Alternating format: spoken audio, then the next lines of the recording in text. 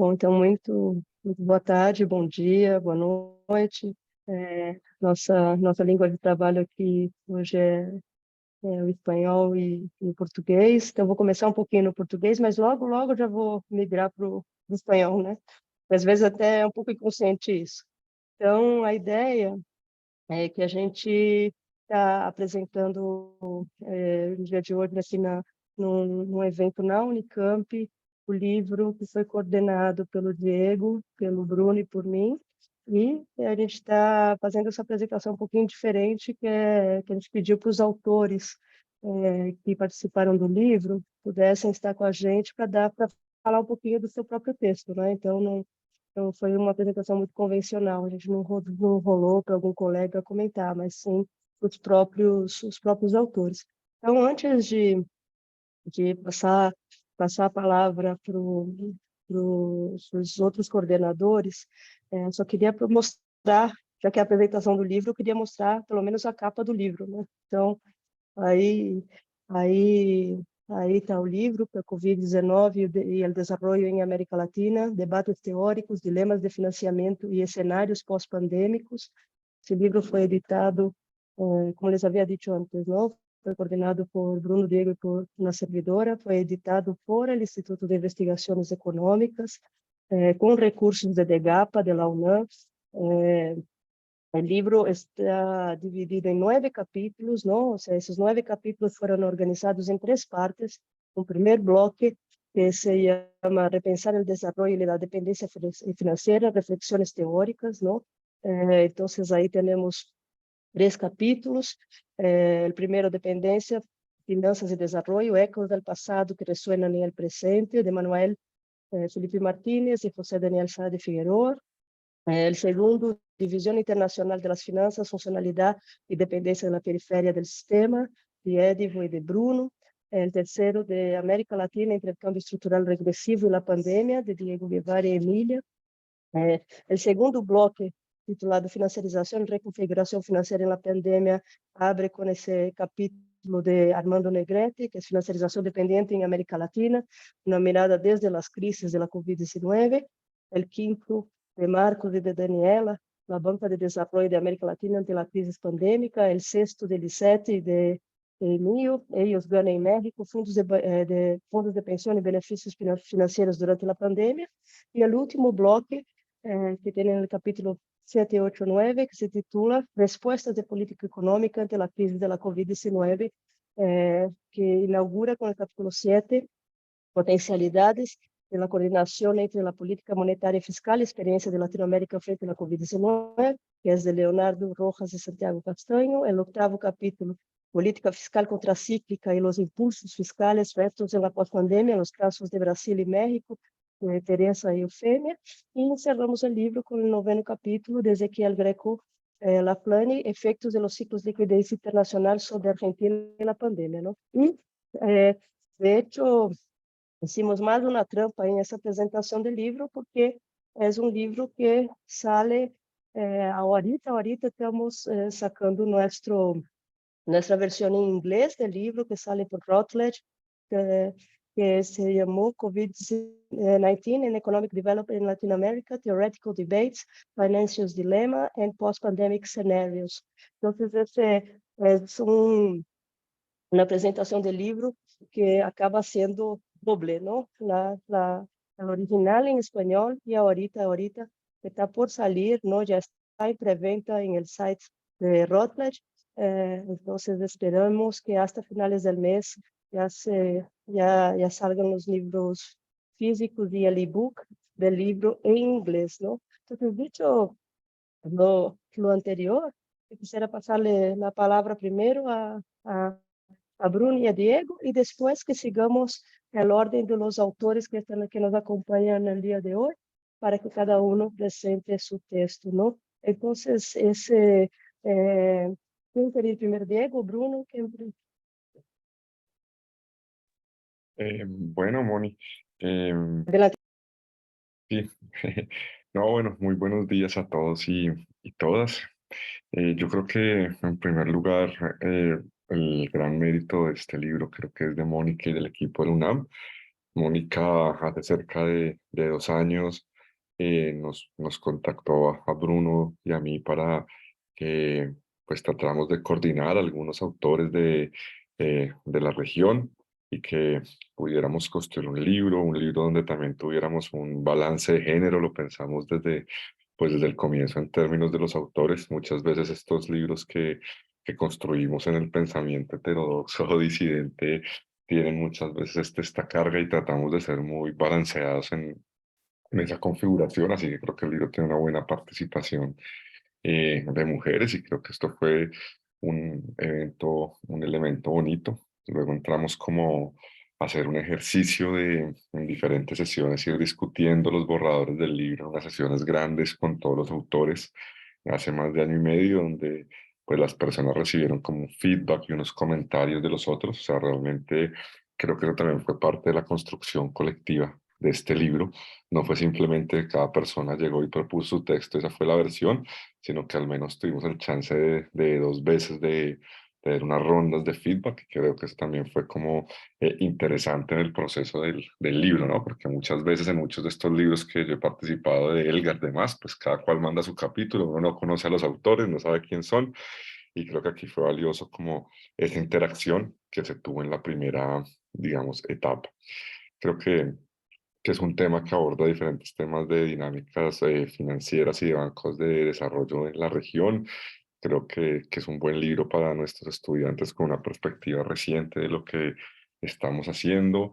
También creo que se le da la oportunidad en este texto a muchos académicos jóvenes, personas terminando su doctorado recién terminado, pero también de la mano pues, de académicos importantes. Entonces, creo que esto le da un gran valor al libro y bueno, pues como ya lo dijo Mónica, también habrá una versión en inglés que ya está por salir y que muchas veces es clave tenerlas porque desafortunadamente hoy nos damos cuenta que muchas de las ideas de los pensadores latinoamericanos fueron muy pioneras, pero al haber no estado escritas en inglés se perdieron y hoy algunos las reivindican de nuevo cuando se empieza a conocer esta literatura, así que, de que dar a conocer los temas de nuestra región en inglés con el libro me parece muy valioso. Así que muchas gracias y todo el mérito realmente para Mónica y para Bruno, que en la última parte del libro, en la logística, pues lo hicieron prácticamente todo. Muchas gracias, Diego. Bruno. Bueno, buenos días a todos y a todas. Me gustaría también agradecer a todos los autores, todas las autoras que están aquí presentes y contribuyeron para ese libro, ¿no? Porque de hecho la parte más fácil es la organización, escribir los capítulos, es lo que el contenido es el principal, ¿no?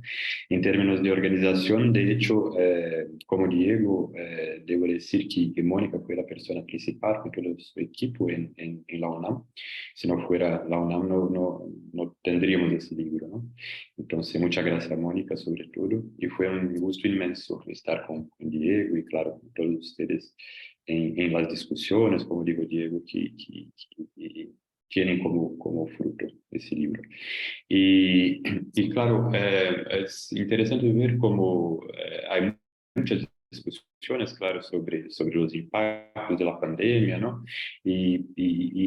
Cuando veo las consecuencias de la pandemia en Brasil, en América Latina, es interesante ver que justamente los impactos financieros llegaron mucho antes que el virus, ¿no? El virus llegó en Brasil en febrero, pero cuando empezó toda la cosa, los canales de impacto son inmediatos, ¿no? Sobre el tipo de cambio y todo.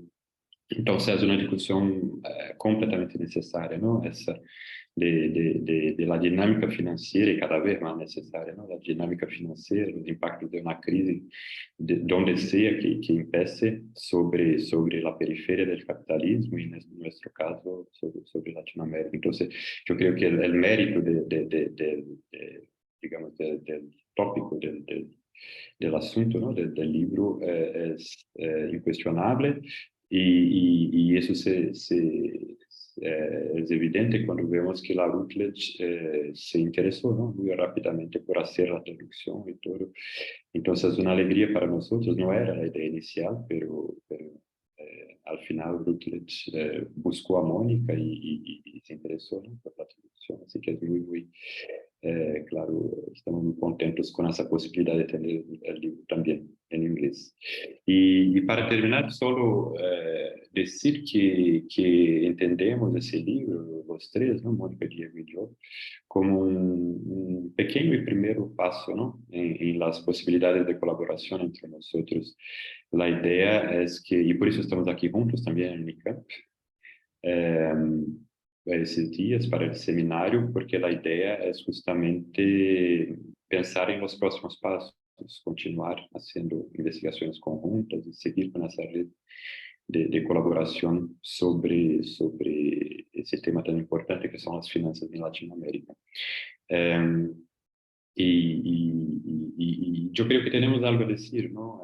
Daniel está ahora en Europa, Marco Vinicius en los Estados Unidos, y ese interés de Rutland nos muestra que escribir un libro con un sabor latinoamericano, no solo porque estudiamos Latinoamérica, pero también por la metodología utilizada, ¿no?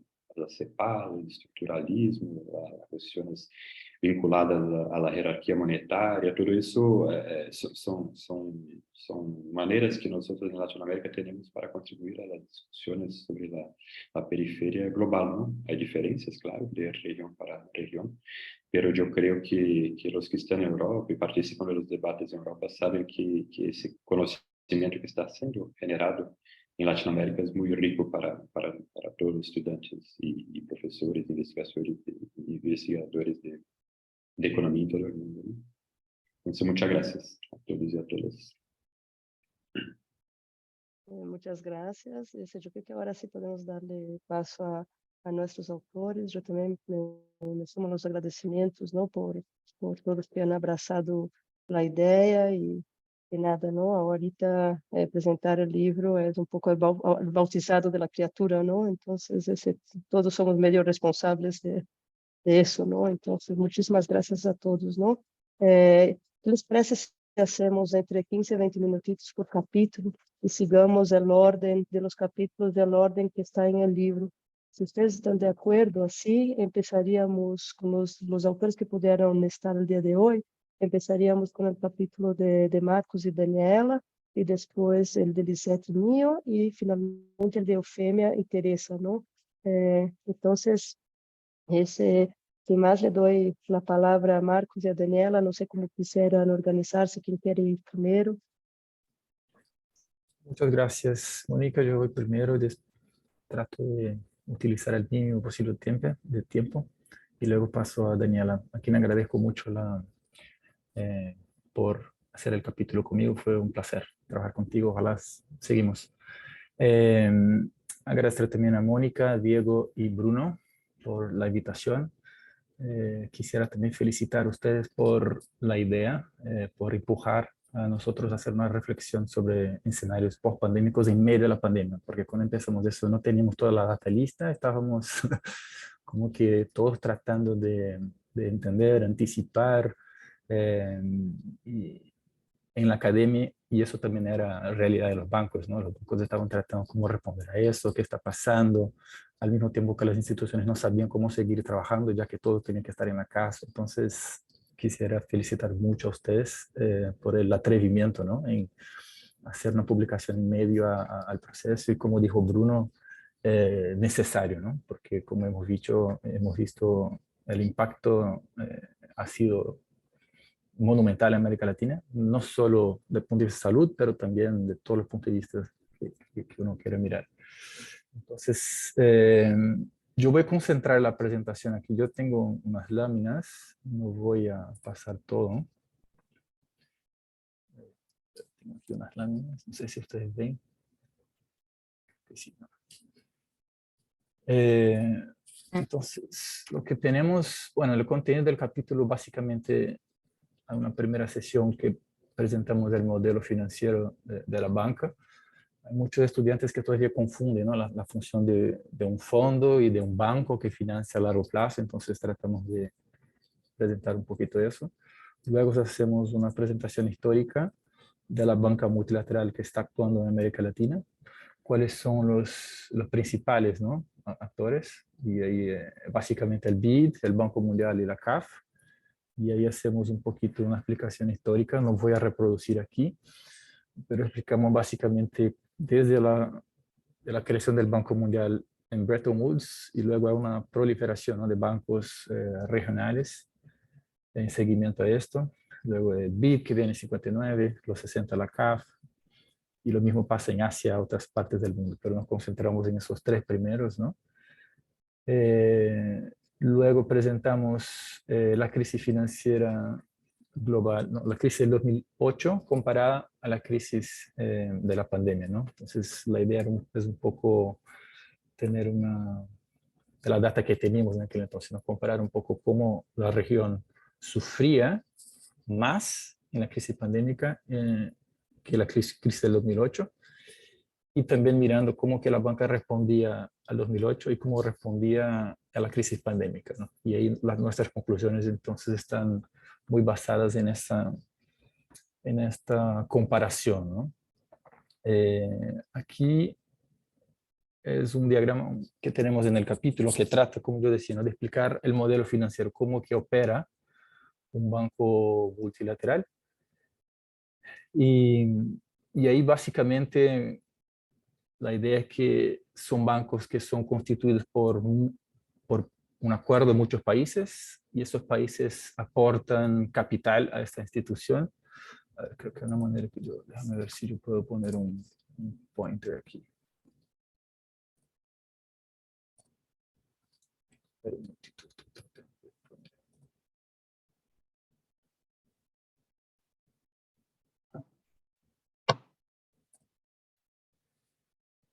Bueno, no importa. El número 1 aquí, ¿no? Aquí, creo que tengo que votar, perdón, que no soy muy hábil en Zoom. Yo utilizo mucho más el... No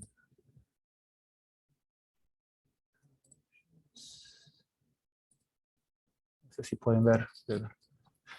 Bueno, entonces a partir de un aporte inicial de capital por los accionistas, que son los países, lo que hace la banca es ir al mercado de capitales y emitir bonos. Entonces, la banca palanca ese capital con deuda,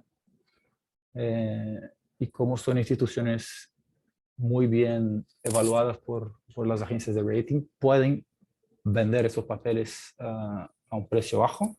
Entonces acceden a mercados privados de capital con mucho más ventaja que la mayoría de los países. Entonces palancan el capital con deuda, y eso básicamente es, ese es básicamente el pasivo de la banca, ¿no? Su capital y su deuda, sus empréstitos.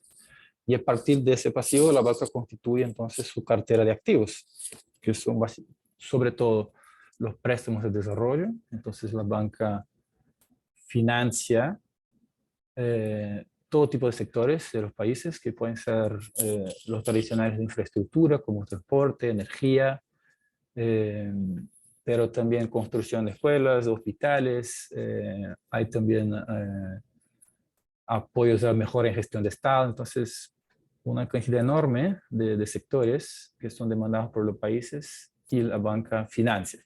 Y financia a un plazo muy largo. Entonces, el BID, por ejemplo, financia 30 años su préstamo. Entonces, el BID va al mercado, capta deuda, y por el otro lado presta con un spread mínimo a 30 años. Entonces, ese básicamente el modelo financiero de la banca. Permite entonces captar recursos privados muy barato, algo que los países individualmente casi no lograrían, y transferir eso a financiar proyectos de desarrollo. Bueno, y luego esto genera ingresos, y con esos ingresos la banca financia todas sus actividades. Es una institución autosostenible desde el punto de vista financiero, ¿no? Luego el capítulo hace el paseo histórico, ¿no?, que yo comentaba, y naturalmente es el contexto histórico que define la gobernanza de cada institución, ¿no? Entonces, el Banco Mundial, ¿no?, que el Banco Internacional de Reconstrucción y Fomento, en especial, que es un banco básicamente en que el poder accionario está muy concentrado en los países no prestatarios, o el G7, que tienen más del 60% del poder de voto. Y ya el BID, que es una institución que no es de Bretton Woods, pero es una institución del 59, tiene un poder accionario que es bastante dividido. Entonces la región tiene un poquito más del 50% del poder de voto, Y la CAF, a su vez, es una institución al 100% prestatario, ¿no? España y Portugal son miembros con un porcentaje muy pequeño de los votos, pero en teoría son también prestatarios, por eso que yo puse el 100%. Pero si quieres sacar Portugal y España, seguirían con casi el 100% la región. Entonces, el contexto histórico define cada una de las instituciones, por obvio, y la gobernanza de cada cual va acompañando eso y hacemos esa discusión en el capítulo. Luego, no voy a insistir en eso, no sé si Dani después quiere insistir, como yo decía al inicio, ¿no? Que la crisis pandémica ha sido mucho más dura en la región que la crisis del 2008-2009. Entonces, aquí en tasa de crecimiento también tenemos un poco de data sobre endeudamiento también, donde la región era la región que más sufría durante el análisis que hicimos. Y luego presentamos la respuesta de la banca, ¿no? Igualmente comparada con el 2008. Y en el 2008-2009 hemos visto, ¿no? El G20 empujó a la banca una respuesta contracíclica muy fuerte, muy rápida. Y de hecho pasó. Aquí vemos toda la banca, eso es data que reúne el Banco Mundial. Y aquí está toda la banca multilateral de todo el mundo, de África, de Medio Oriente, de Asia Central y Europa, o sea, está toda la banca. América Latina es uno de los grupos ahí, ¿no? Y aquí vemos todo el flujo de transferencias netas, ¿no? que son los desembolsos de la banca, descontados todos los pagos de interés y amortización. Y ahí, con la data hacia el 2020, veíamos que la respuesta era más o menos proporcional al 2008 en todo el mundo, ¿no? Y aquí el caso particular de América Latina fue súper rápido, en interés del tiempo, y para pasar a Daniela la palabra también. Y aquí también, bueno, aquí está todo el mundo y aquí es la data de América Latina en particular, ¿no? Y aquí yo estoy marcando desembolsos y transferencias netas, ¿no? Para ficar más fácil. Y aquí, o sea, la tesis principal que trabajamos en el texto, ¿no? Que a pesar de que la crisis 2020 era más fuerte que la de 2008, la respuesta de la banca era la misma. Entonces, como que muchos autores en aquel entonces hacían un llamado a la necesidad de una respuesta más fuerte, más coordinada, más rápida, ya que los impactos eran peores que la del 2008. Eso era lo que podíamos anticipar, ¿no? En el momento del análisis. La banca hizo, y eso en general, ¿no? Hizo un esfuerzo muy grande en nuevas aprobaciones de proyectos y desembolsos, y también toda la banca hizo un análisis de todos los proyectos que estaban aprobados, pero que los desembolsos estaban pendientes, porque como saben, un proyecto de infraestructura no se desembolsa todo al primer mes, pero son proyectos que se desembolsan a lo largo de 5 o 6 años, por la naturaleza de la construcción, de la licitación, etc. Entonces, parte de la respuesta eran nuevas operaciones y una parte importante era como que rediseñar cosas que ya estaban aprobadas, pero que por las circunstancias los desembolsos no eran posibles acelerar, entonces hubo mucho rediseño de proyectos ya aprobados para acelerar los desembolsos, ¿no? Entonces es eso que explica ese salto, ¿no? Al nivel de 26.3, que es incluso un poquito inferior al 27.3, ¿no? Del 2009. Entonces ahí había muchos autores, Ocampo, ¿no? Tiene un texto muy duro, ¿no? Y correcto, apuntalando a la necesidad de una respuesta más fuerte, ¿no? Entonces, básicamente, el argumento principal que desarrollamos es este, ¿no? Entonces, hacemos una cosa un poquito didáctica, un esfuerzo didáctico de explicar qué es un banco, por qué es diferente de un fondo, y luego cuáles son los principales actores en América Latina, y luego cómo estaba avanzando la respuesta. Entonces, si Dani ahora quiere complementar con una discusión muy importante que está avanzando, ¿no? De los STRs y ahí cerramos. Também gostaria, estou fazendo o curso de espanhol agora na ONU, pero acho melhor falar em português para não sou fluente ainda, pero estou aprendendo. Também foi um prazer escrever o capítulo com o Marcos, então, né, Muito obrigada pelo convite e também obrigada, Mônica, Diego e Bruno, e também parabéns, né, pelo livro, agora em inglês também, um tema tão importante, né, e tão atual, né, assim, o que acontece é que queria só atualizar algumas questões, porque a gente tem dado até 2020, né, a gente não deu para atualizar, mas depois que a gente escreveu o capítulo, né, acho que vocês estão acompanhando, tá? Tem duas coisas aconteceram de novo, né? Uma foi a Capital Adequacy Framework Review, um expert group, né, o G20,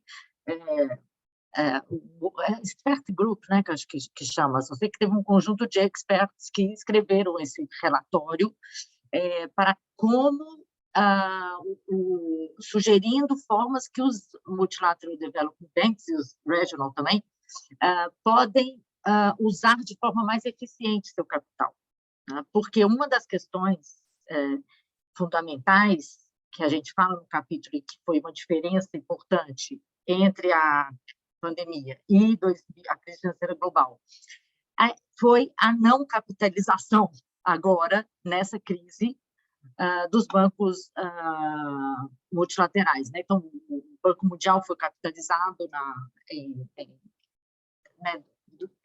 crise financeira global, teve capitalização de outros bancos e na crise pandêmica não, né? Então, há claramente isso aí, todo mundo que está com propostas de reforma da arquitetura financeira internacional, agora, assim, a ONU, né, e também a Digital Initiative, tem várias propostas, estão enfatizando que os bancos multilaterais têm que scaling up, né, que tem que aumentar os seus desembolsos, né, porque não só por causa da pandemia, né, essa história das polycrises, das cascading crises, né, que a gente teve a Ukraine War e tem a Climate Crisis, né? Então, assim, a necessidade de recursos, né, para não só superar a crise, mas, claro, nos termos aqui que a gente usa na ONU, né, atingir os Sustainable Development Goals sem um aumento dos empréstimos multilaterais, isso vai ser impossível, né? Então, tem toda uma discussão que, assim, isso no capítulo que a gente faz, de mostrar a estrutura, o paid-in capital, o callable capital, né? Isso tudo é discutido nessa Capital Review, inclusive como os MDBs poderiam utilizar mais esse callable capital, né? Como é o termo em espanhol, Marcos? Que eu esqueci. Creo que capital exigible. É como em português, né? É o capital exigível. Então, tem toda uma discussão hoje em torno disso, né? Mas é necessária a capitalização. E os países desenvolvidos não querem capitalizar, né? Então, a outra discussão que está acontecendo é a realocação dos SDRs, né? Então, isso foi uma diferença importante aí da crise da pandemia, também com a crise financeira global. Então, a gente teve, do ponto de vista dos bancos multilaterais, uma resposta muito menos ousada, né? Agora, na pandemia, porque não teve capitalização, mas, ao mesmo tempo, teve uma alocação recorde dos direitos especiais de saque, né? Direitos especiais de saque. Mas, como a alocação entre os países membros depende das cotas, né? Na verdade, a maior parte, na verdade, só 39%, foram para os países em desenvolvimento. E para os low income é uma parte muito, muito pequena. Então, tem a discussão de como os países desenvolvidos poderiam rechannel, né? Acho que é redirecionar, em português, em espanhol, redirecionar esses direitos especiais de saques não utilizados, né? Então, o que o FMI criou um novo trust, o Resilience and Sustainability Trust, que vai usar esses SDRs que não são utilizados pelos países desenvolvidos, mas a segunda forma que o African Development Bank já tem uma proposta, já tem países desenvolvidos que já se comprometeram a participar, é de você utilizar os direitos especiais de saque como um capital híbrido para também alavancar a capacidade de empréstimos, né? Então, o que está acontecendo hoje é que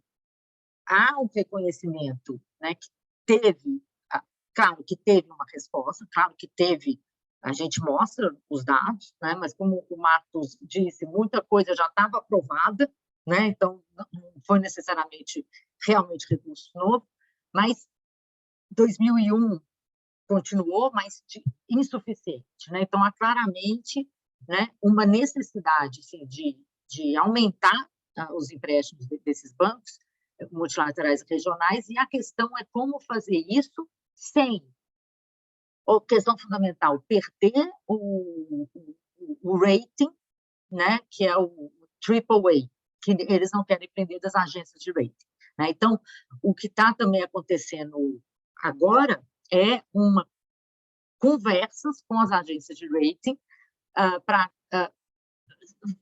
tipo assim, o que elas aceitariam? Porque, no fundo, na verdade, né, o AAA é muito importante porque garante uma taxa de juros baixa, né, e, assim, eles também emprestarem com taxa de juros baixa.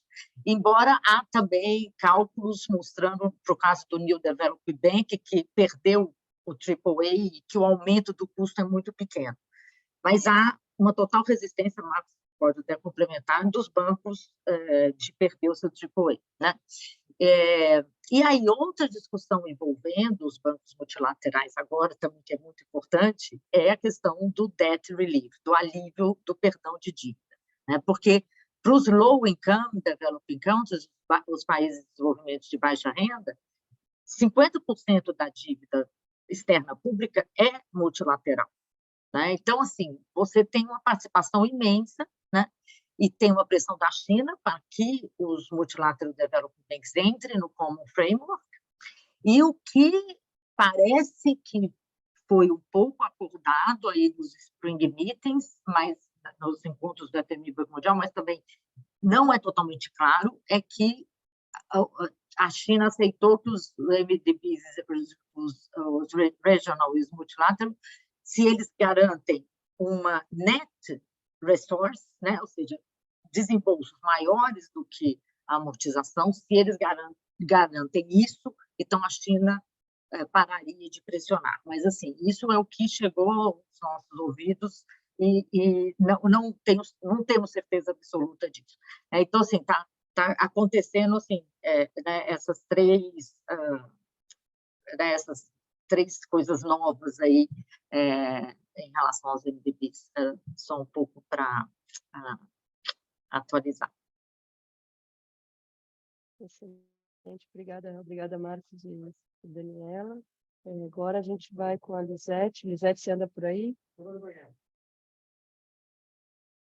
Lisete. Obrigada, vou deixá-los, infelizmente. Bom resto de discussão. Bom trabalho, bom dia. Até logo, Daniela. Tchau, Diego. Tchau, Alejandro, Marcos, Bruno. Tchau, obrigado. Obrigada. Daniel, um abraço. Lisete, por favor, também, assim, de 15 a 20 minutinhos, se 15 melhor ainda. Lisete, por favor.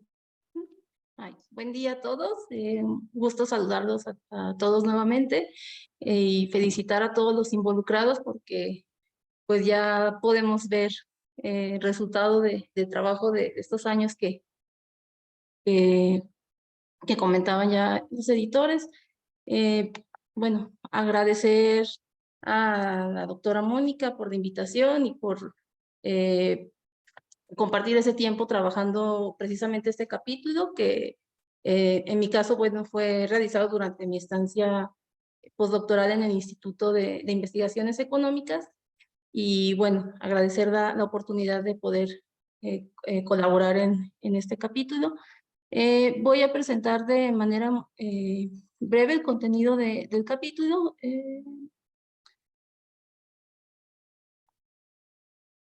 Ay, perdón. Creo que no las estoy compartiendo. Voy a intentar de nuevo.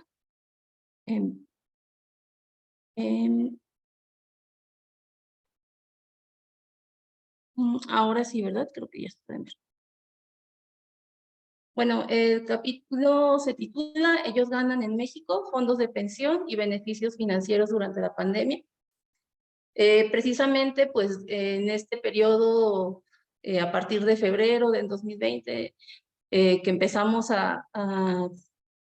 febrero, marzo, que empezamos a ver cómo, pues, todos los ámbitos de la vida económica, social se transformaron. Entonces, este capítulo, pues, se enfoca precisamente en analizar cómo es que se han visto modificado el comportamiento de los fondos de pensiones durante este periodo de gran incertidumbre. Y, bueno, encontrando principalmente una paradoja de cómo los fondos de pensiones, en el caso de México, pues realmente no se vieron afectados al igual que otros indicadores. Entonces, bueno, a lo largo de esta breve exposición, pues veremos algo del contenido del capítulo.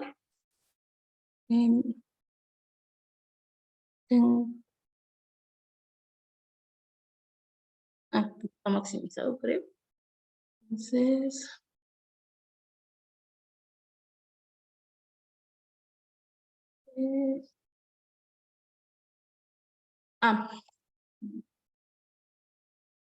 creo que... ¿verdad? Antes lo estábamos viendo. Creo que picarle reanudar presentación, dice. Sí.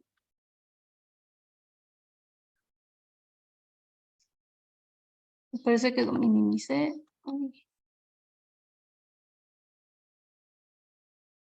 Nosotros todavía estamos viendo tu segunda lámina de estructura del texto. Ok, ¿sí se puede ver? Sí. Bueno, entonces continúo.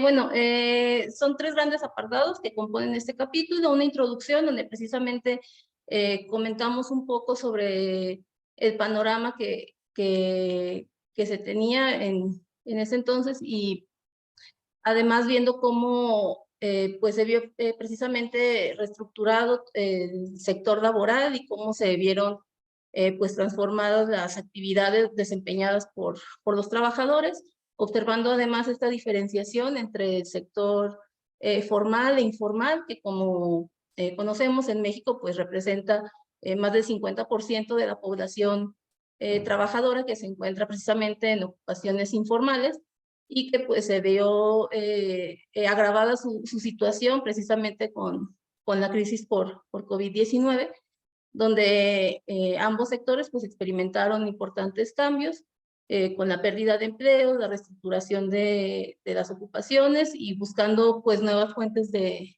ingreso, recurriendo a emprendimientos y a algunas ocupaciones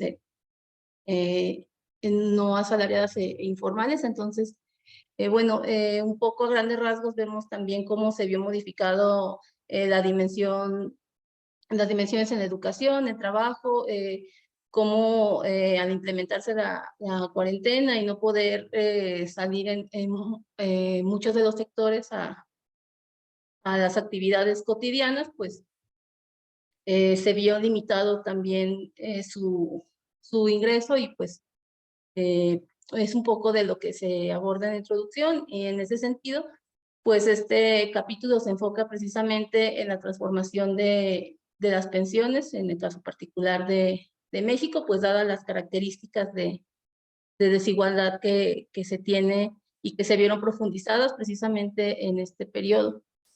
Posteriormente, un siguiente apartado que constituye la parte de antecedentes un poco históricos y algunos apuntes teóricos en cuanto a la financiarización y los fondos privados de pensión. En cuanto a la parte histórica, pues analizamos cómo se han venido transformando precisamente los sistemas de pensiones, pasando de un esquema público a privado y los principales retos y limitantes que enfrentan las pensiones en México.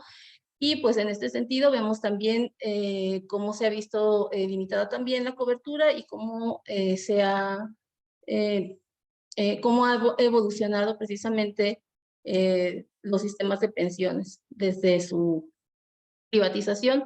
En un siguiente apartado ya se enfoca en los efectos que ha tenido la pandemia en las pensiones y los fondos de inversión, con algunos subtemas. Principalmente se ofrecen algunos datos respecto a esta reestructuración de las pensiones en esta coyuntura de crisis por COVID-19, y se profundiza también cómo se han comportado los fondos de pensiones y las ganancias financieras que se han obtenido precisamente en este mismo periodo, y algunas reflexiones finales.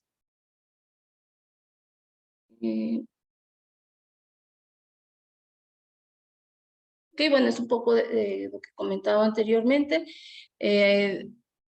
En el aspecto teórico, pues profundizamos un poco en el concepto de financiarización, que nos ha servido de guía para este capítulo.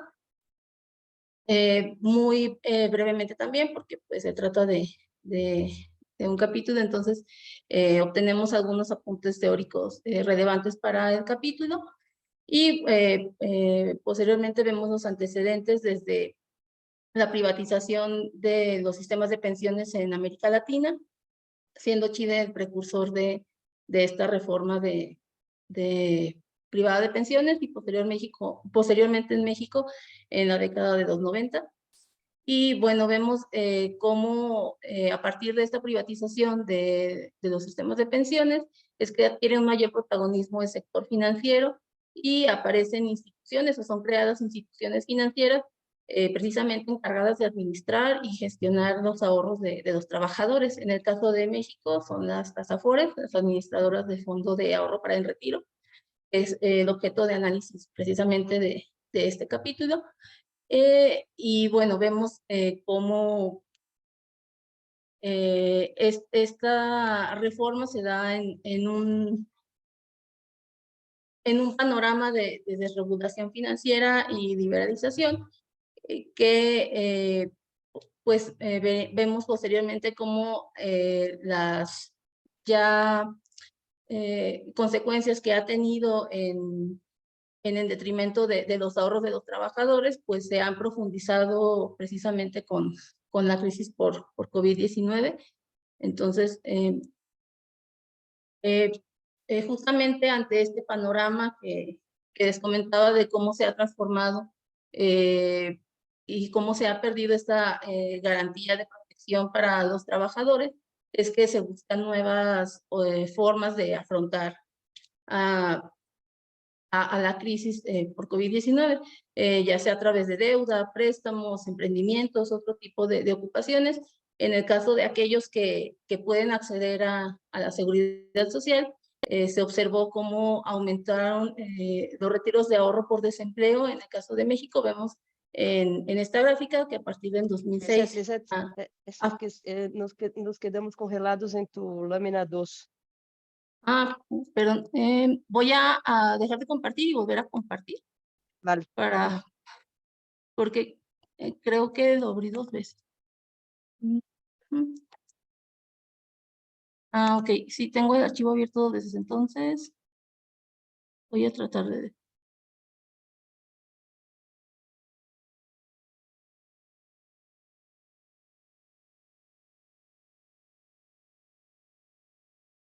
Sí, para poder comentar la gráfica.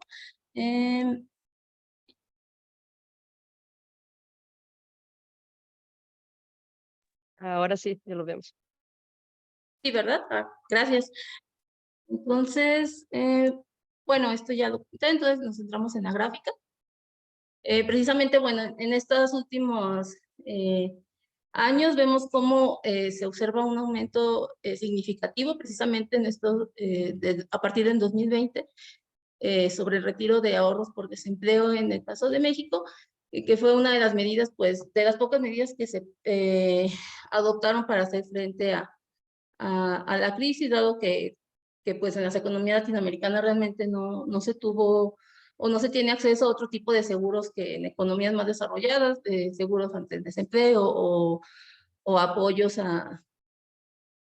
ante estas contingencias que sean suficientes para hacer frente a ese tipo de emergencias. Entonces, bueno, en el caso de México, aquellos que tuvieron la opción por estar o por pertenecer a estas instituciones de seguridad social, pues optaron por esta medida.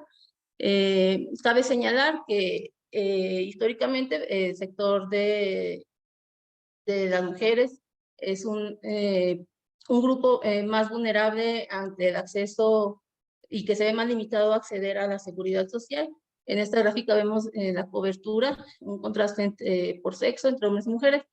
Esta tendencia pues realmente se ha visto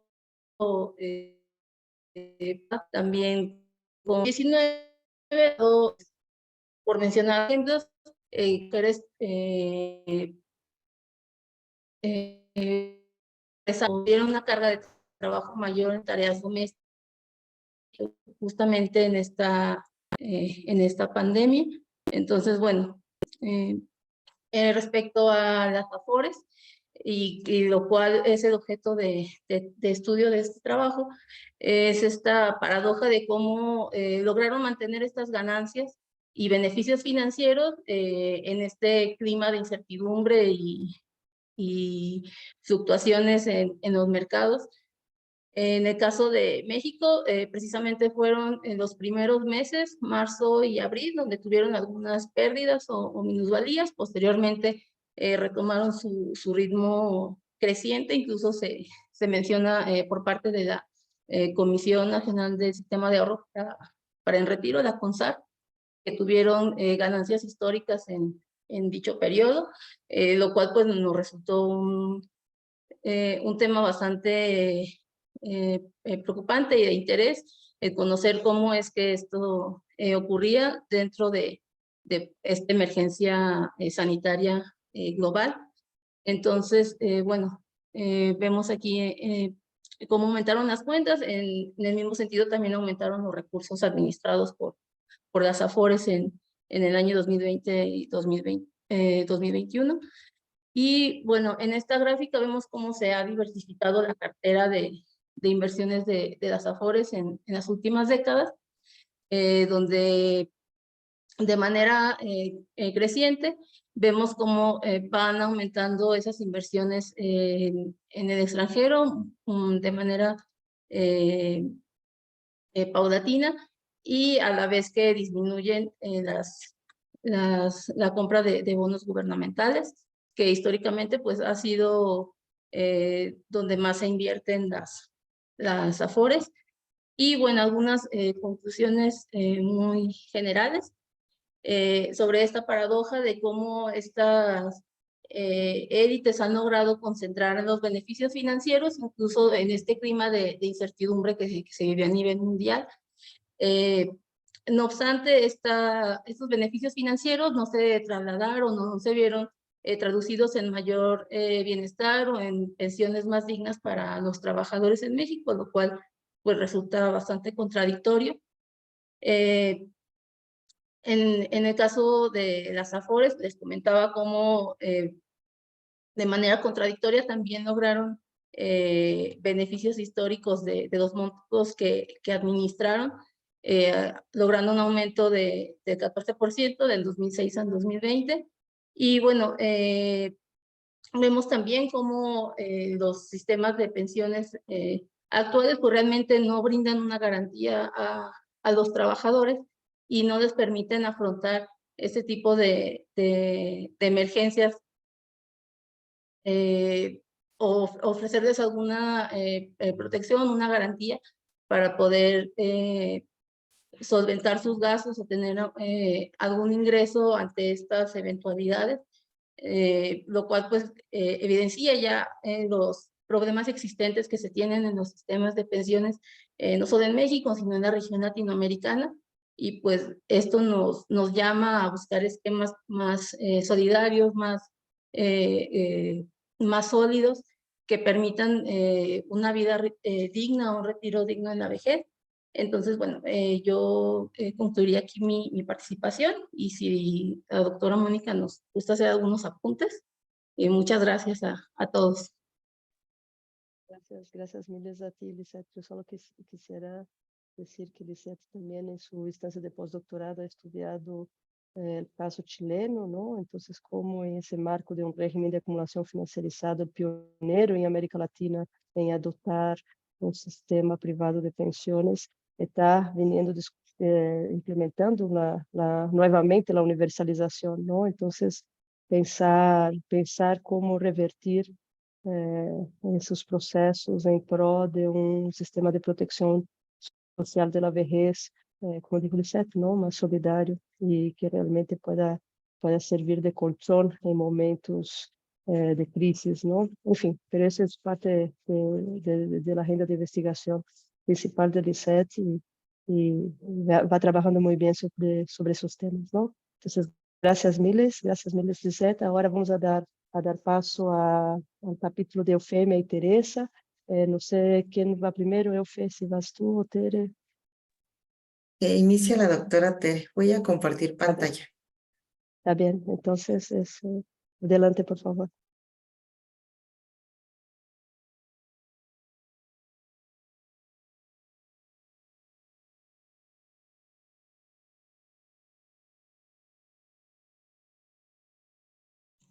Sí, bueno, buenos días a todos.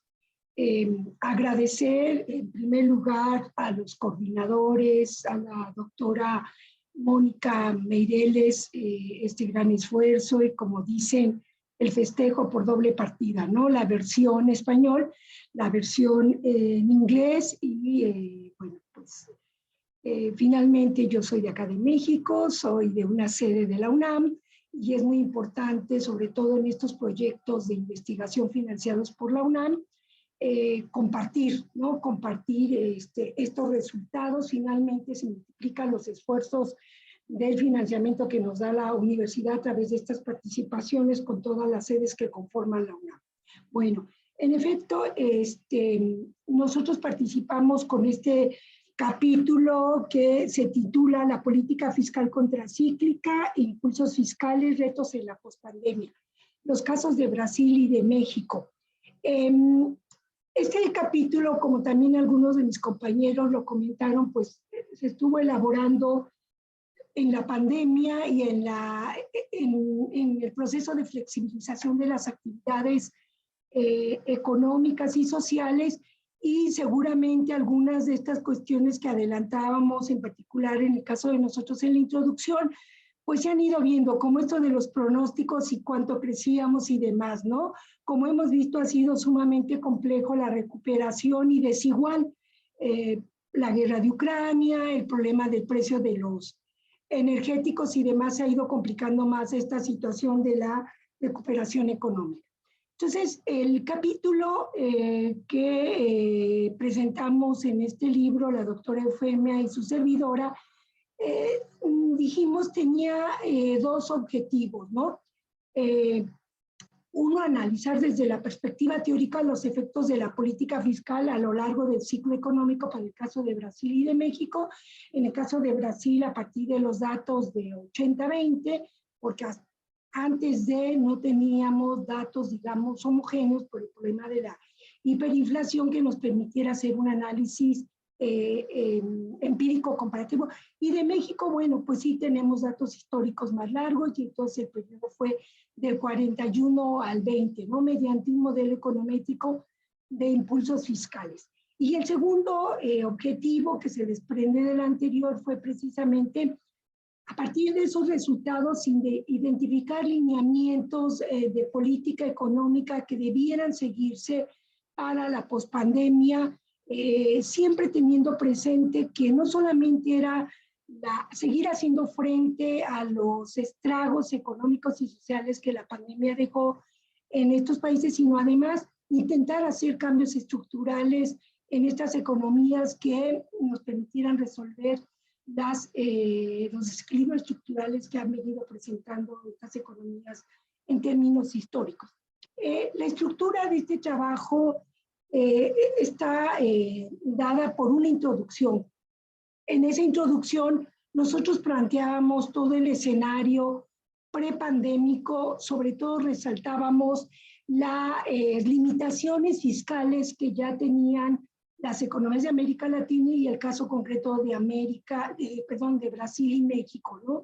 El poco espacio fiscal que tenían, los rezagos en términos de gasto social que se habían venido aplicando desde la política de metas de inflación que priorizó el control de la inflación, ¿no?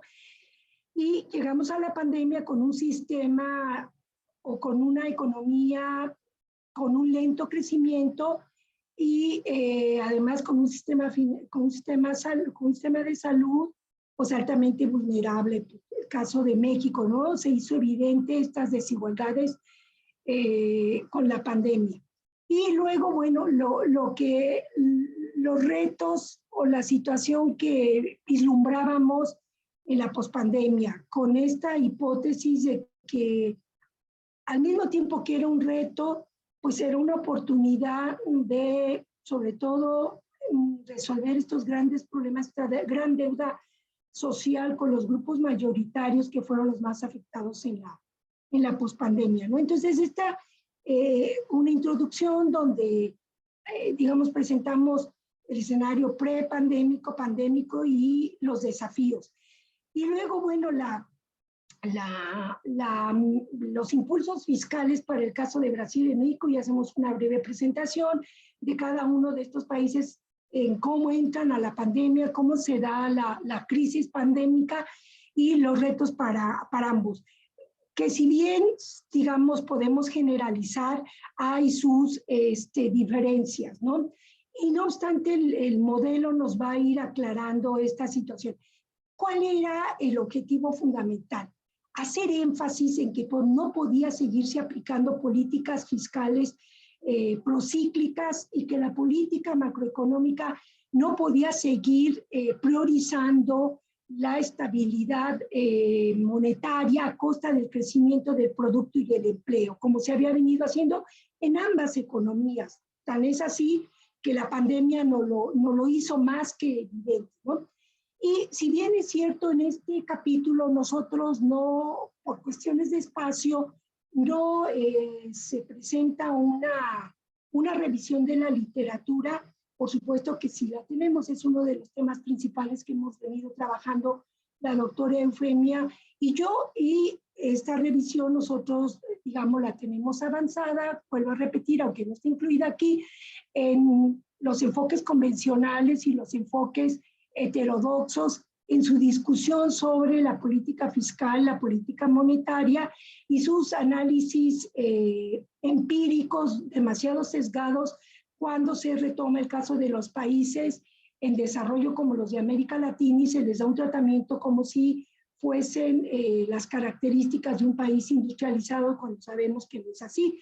Entonces, digamos que esa parte que no se incluya aquí sí la tenemos muy bien trabajada o revisada, esta literatura, sobre todo los análisis empíricos y sus resultados, y hemos ubicado cuáles son sus fallas, digamos, en esos modelos econométricos que se utilizan, ¿no? Entonces, algunos de las conclusiones a las que nosotros llegamos en este trabajo va a presentarlo la doctora Eufemia a través de 3 gráficas que son los resultados de nuestros modelos que de alguna manera finalmente coinciden o podemos generalizar para el caso de Brasil y México y para el caso concreto del manejo de la política fiscal como parte de una política macroeconómica que ha priorizado la estabilidad, aunque hasta hoy en día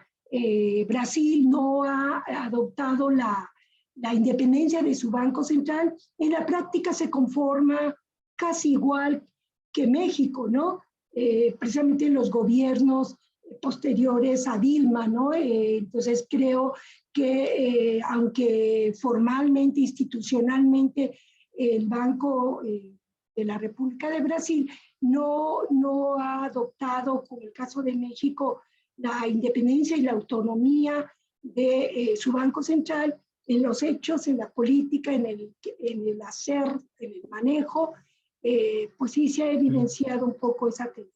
Yo le doy la palabra a la doctora Eufemia para que nos presente estas 3 gráficas que están en el trabajo y que nos permiten ver los resultados empíricos, y la última parte del trabajo son las lecciones que estos resultados nos dejaron y que nos permite hacer conclusiones y recomendaciones de política económica que quizás por el tiempo no las aportemos. Adelante. Gracias, doctora. Pues sí, como bien comenta la doctora Tere, el objetivo de ese trabajo era entender para estas 2 economías qué es lo que ha pasado, ¿no? Respecto al actuar de la política fiscal, que creo que es importante porque nosotras trabajamos bajo la hipótesis de que esta puede impulsar el crecimiento económico, ¿no? Y en ambas economías, a partir de la desregulación, a partir del menor uso del gasto público, ha habido un menor crecimiento, ¿no? Entonces tenemos cuestiones similares, pero también otras que no lo son tanto. En el caso de Brasil, hemos analizado desde 1980 hasta 2021 por cuestión de la disponibilidad de datos, pero lo que cabe destacar en esta, como vemos en esta primera gráfica, bueno, tenemos el impulso fiscal, que es el que está marcado ahí con un circulito, el déficit primario con gris, el PIB, la línea punteada, y la inflación, ¿no? Que creo que son variables importantes que nos ayudan a enmarcar todo el proceso que se vivió en cada una de las economías. Claro que en el texto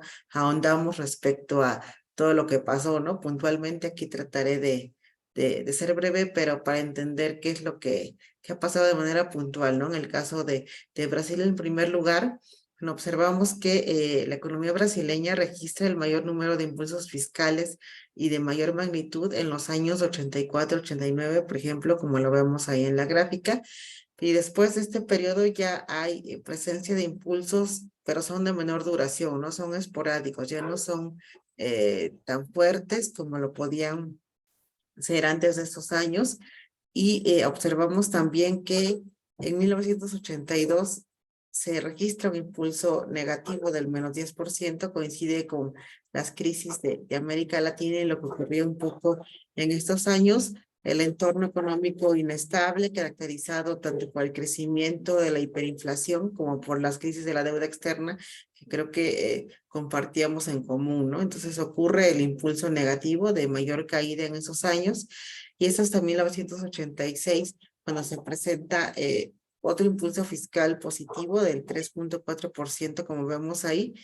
Ya después de esto se registran sí impulsos positivos del 88 al 93, pero como les decía, son menores, como los podemos ver ahí, y desde finales de los años 90 el gobierno brasileño empieza a conducir la política bajo un esquema de metas de inflación, ¿no?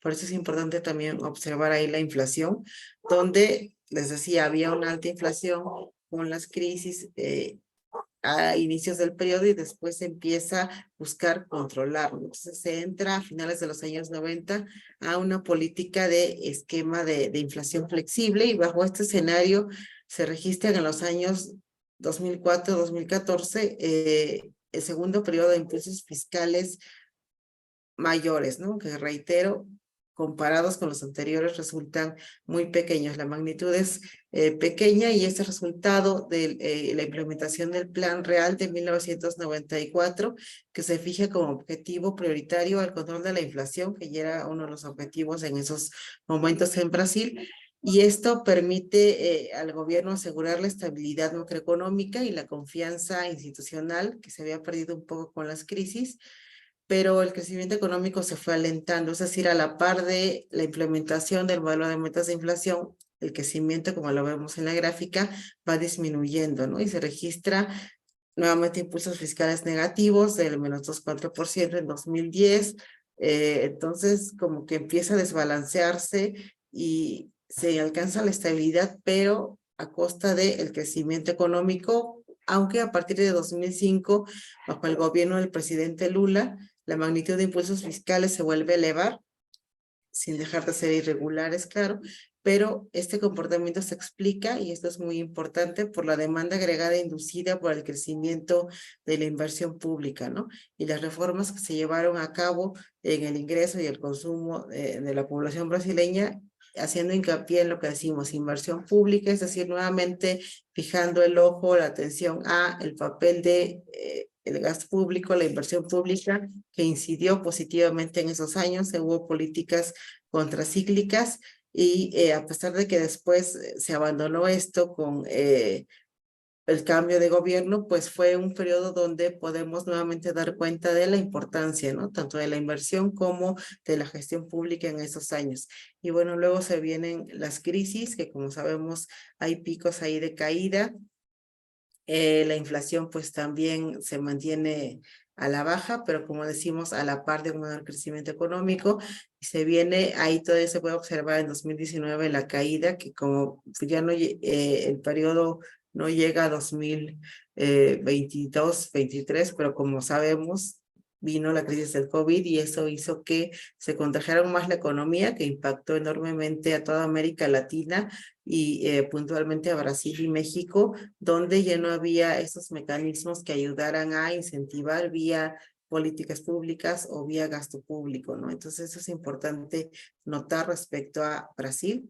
En el caso de México, vemos un largo periodo, como comentábamos, por la disposición de datos, donde de manera breve diré, en nuestro caso hay un amplio periodo de crecimiento que se conoce como desarrollo estabilizador, donde el gasto público fue motor del crecimiento, donde incidía positivamente en la economía y donde al parejo de mayor gasto había mayor crecimiento, pero también menor inflación, que era consecuencia de ese crecimiento económico, ¿no? Después también nos toca la crisis del 82, hay una caída en el PIB, hay una elevación de precios de casi 3 dígitos, que entonces se busca también, como pasó en Brasil, contener esa inflación, se buscan mecanismos para en ese momento atender ese problema urgente, ¿no? Que quizás sí lo era, pero después el punto es que ya no se fue hacia otro lugar el objetivo, ¿no? Entonces se empieza a buscar mecanismos de tal manera que se desregula la economía, se ve al gasto público como un factor que incide negativamente, o con la crisis de la deuda que también nos pasó en México, se pensaba que el gasto o la inversión eran los causantes de todo esto, ¿no? De tal manera que se acota desde el punto de vista ortodoxo, pensando en que debería relegarse, ¿no? El Estado, el gasto público, y concentrarse en la liberalización comercial, en el libre mercado, pero cuenta de ello es que el crecimiento se vuelve menor, como también lo podemos observar, como pasaba en Brasil. Ya había menores niveles de crecimiento no comparables con desarrollo estabilizador, donde hablábamos de un 6%, a partir de los 80 en México no podemos hablar de un más de, bueno, había periodos de 4% y ya era mucho, entonces eso era consecuencia también de esto, ¿no? Luego también entramos al modelo de metas de inflación, donde la inflación ya cae, se controla en una banda del más menos 3.1%, pero el único objetivo era la inflación, controlar la inflación, controlar precios, ya no era el crecimiento, y eso lo podemos ver en la gráfica, ¿no? Sí hubo menor inflación, pero también hubo menor crecimiento económico, porque ya no se hacía uso eficiente de la política fiscal.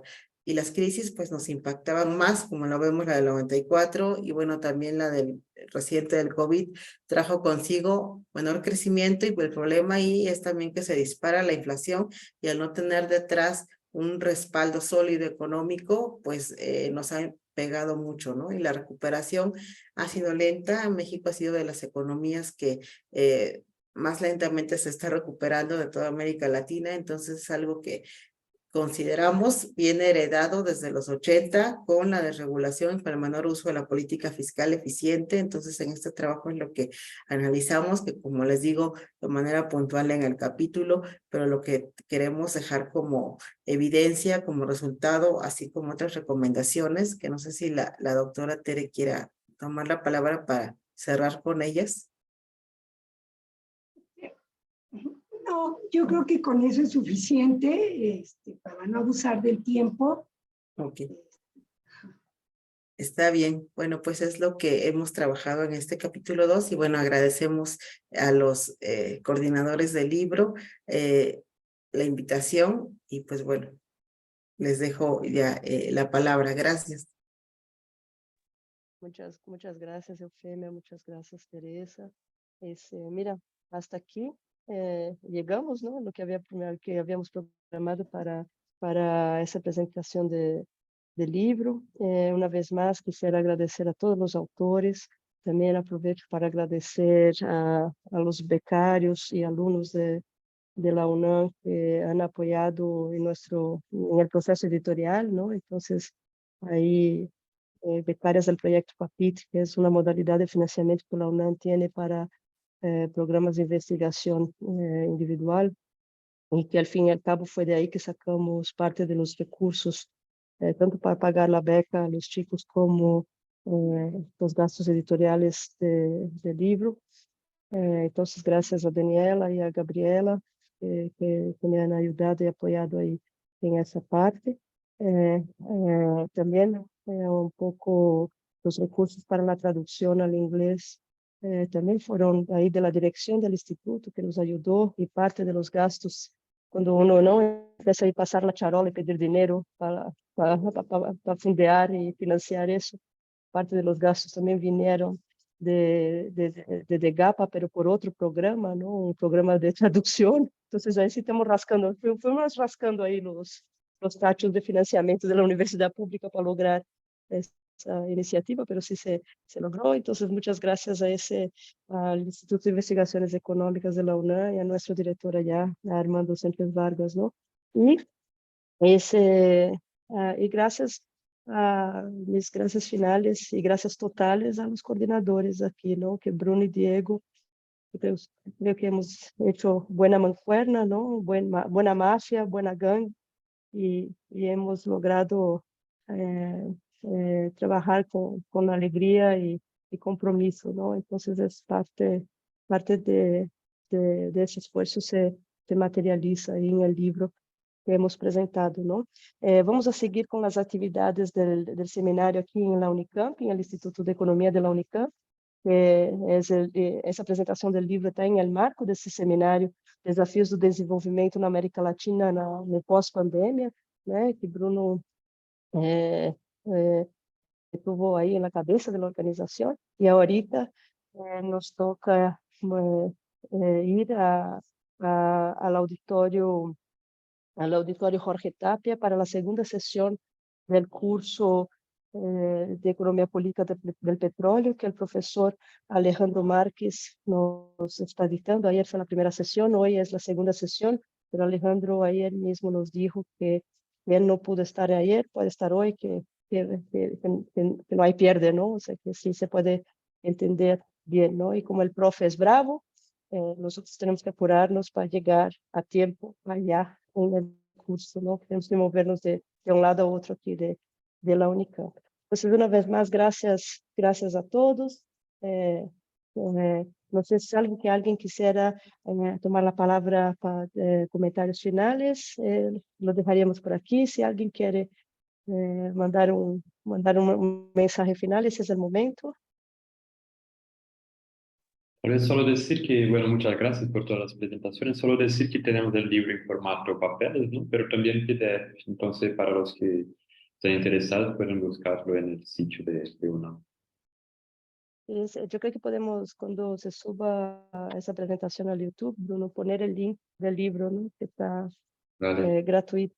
Está gratuito ahí en la página del instituto, ¿no? El instituto ha hecho también un trabajo bastante activo con nuestra jefa de ediciones, Graciela, de disponibilizar el material gratuitamente, ¿no? Entonces, ahí luego también en la descripción aquí cuando se publique el video de la presentación, ponemos el link para el libro, donde se puede descargar gratuitamente, ¿no? Entonces, si no hay nada más, aquí terminó nuestra presentación. Perdón, por favor, Pedro Pablo. No, hasta. Solamente hasta. Hasta luego. Okay, hasta luego. Entonces está bien. Hasta luego, señores. Entonces nos vemos en el curso.